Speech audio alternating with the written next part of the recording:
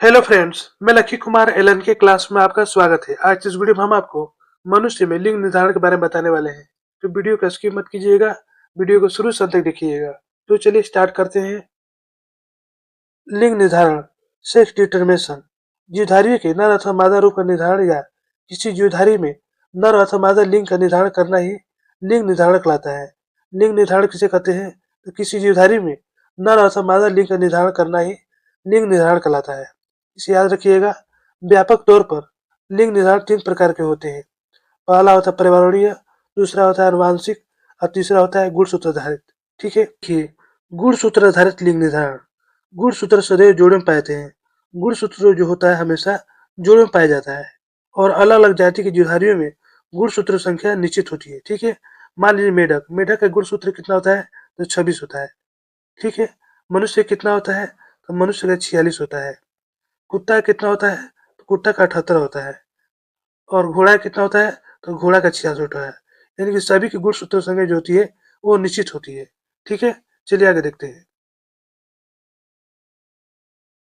पुरुष के अंदर पाए जाने वाले कुल 23 जोड़े गुणसूत्र में 22 जोड़े गुणसूत्र समान होते हैं। ठीक है, पुरुष के अंदर कितने जोड़े गुणसूत्र पाया जाता है? 23 जोड़े गुणसूत्र पाया जाता है। ठीक है, जिसमें 22 जोड़े गुणसूत्र जो होते हैं एक समान होते हैं। इन्हें एक शेष गुणसूत्र या अलैंगिक गुणसूत्र कहते हैं।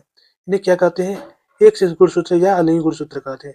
ठीक है, शेष एक जोड़ी गुणसूत्र आपस में असमान होते हैं और इन्हें एक स्वाई गुणसूत्र या लिंग गुणसूत्र कहते हैं। पुरुष में एक जोड़ा जो गुणसूत्र होता है असमान होता है, उसे एक्स वाई गुणसूत्र कहते हैं।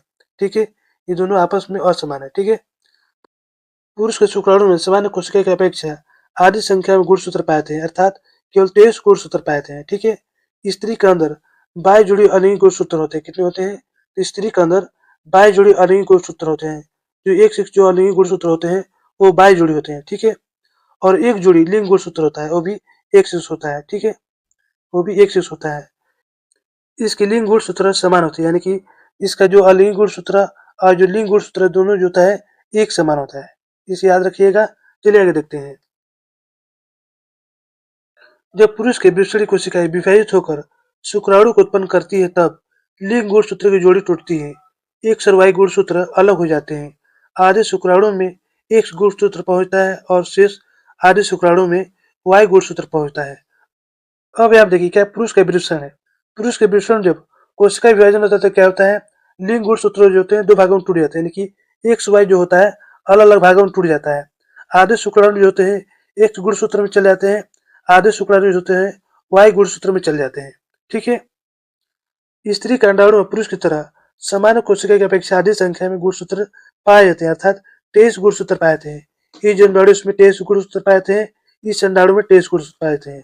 ठीक है, अन्य कोशिकाएं अंडाणु को उत्पन्न करती है, परंतु सभी अंडाणु में एक गुणसूत्र पाए जाते हैं। अन्य कोशिकाएं क्या करती है? तो अंडाणु को उत्पन्न करती है। ये क्या करती है? अंडाणु को उत्पन्न करती है। और सभी में क्या होता है कि एक गुणसूत्र ही पाया जाता है। ठीक है, मादा में एक गुणसूत्र पाया जाता है और पुरुष में एक सर्वाई दोनों पाया जाता है। इसे याद रखिएगा। चलिए आगे देखते हैं। निषेचन के समय वह पूर्णतः अवसर पर निर्भर करता है कि कौन सा शुक्राणु अंडाणु को निषेचित करेगा। यदि वाई शुक्राणु अंडाणु को निषेचित करता है तो बच्चे का लिंग नर होगा, परंतु यदि एक शुक्राणु अंडाणु को निषेचित करता है तो उससे विकसित बच्चे का लिंग एक सेक्स यानी कि मादा होगा। ठीक है, अब यहाँ देखिए एक स्वाई पुरुष का शुक्राणु हो गया, एक सेक्स मादा का अंडाणु हो गया। एक स्वाई ये क्या हो गया? पुरुष का शुक्राणु हो गया, एक सेक्स मादा का अंडाणु हो गया। अब यहाँ देखिए पुरुष का एक शुक्राणु मादा के एक अंडाणु को जब निषेचित करता है तो क्या होता है? मादा उत्पन्न होती है।